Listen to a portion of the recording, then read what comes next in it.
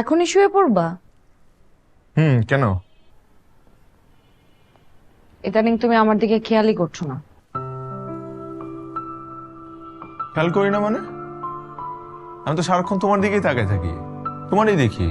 কোচও দেখো, আমি যে ইদানিং ডায়েট করতেছি, শুকানোর চেষ্টা করতেছি, একবারও নোটিস করছো এটা? ও, শুকাইছো নাকি? এই বয়সে কার জন্য শুকাইতেছো? মাহফুজা ভাবির হাজবেন্ডের জন্য। যত সব, তোমার সাথে ভালোভাবে কথা বলে উচিত।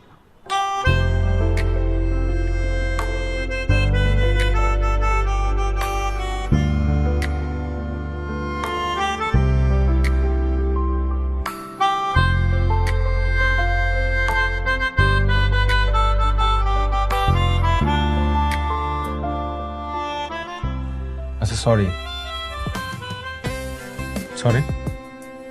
প্লিজ। এখন আর ঢং করতে হবে না।